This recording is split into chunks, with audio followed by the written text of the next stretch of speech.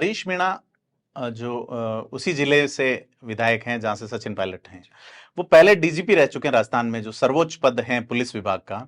उनको अपनी मांग के लिए पुलिस के खिलाफ ही धरना करना पड़ता है एज एन एमएलए। तो ह्यूमिलिएशन वाली बात जो आप कह रहे हो वो लागू होती है कि आज से ही नहीं, जब से मानेसर कांड हुआ है उसके बाद से पायलट गुट के एमएलए के साथ ह्यूमिलिएशन होता रहा है, और डोटासरा ने भी यही समझा कि ये कैसा फीडबैक देंगे, तो जो ठंडे छींटे डाले जा रहे हैं उससे बहुत ज्यादा गर्म भाप उठ रही है कांग्रेस में।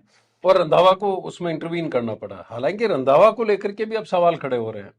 रंधावा को लेकर के एक रिपोर्ट आई कि वो उन्हीं लोगों के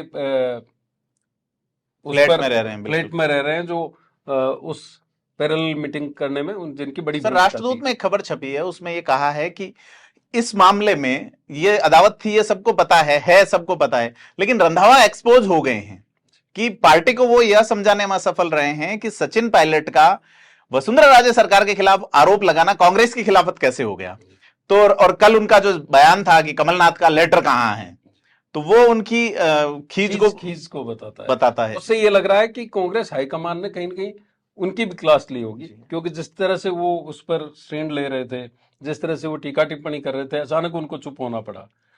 एक स्टेज ऐसी थी जिसमें लग रहा था कि इस धरने के बाद में हो सकता है अनशन जो किया भ्रष्टाचार के मुद्दे पर, पिछली सरकार के भ्रष्टाचार के मुद्दे पर, उस दिन यह लग रहा था, गहलोत खेमे को पूरी उम्मीद थी कि 2 बजे के आसपास जो प्रेस कॉन्फ्रेंस होगी थी एआईसीसी की, उसमें कोई बड़ा फैसला हो सकता है या उनको नोटिस दिया जा सकता है। वो नहीं हुआ। शाम को एक बयान रंधावा का आया, लेकिन उसके बाद में रंधावा को बिल्कुल एक तरह से किनारे होना पड़ा उस पूरे प्रोसेस में। कमलनाथ को इंटरवीन करना पड़ा, दूसरे लीडर्स उसमें एक्टिवेट हुए, खासतौर पर जो दूसरे राज्यों के लोग हैं जिनको लगता है कि पायलट एक एसेट है और पायलट का प्रभाव सिर्फ राजस्थान तक नहीं है, राजस्थान के बाहर भी वो अपना प्रभाव रखते हैं। साउथ इंडिया की लॉबी खासतौर पर है। बिल्कुल। और कहा यह भी जा रहा है कि कर्नाटक चुनाव तक एक बार ये चुप्पी साधने की बात हुई है।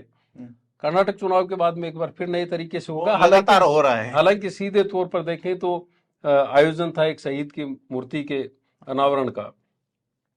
वहां पर पायलट का ये कहना कि जब वो धुआं निकालते हैं, जब वो बोलते हैं, किसी के खिलाफ खड़े होते हैं तो धुआं निकाल देते हैं जी।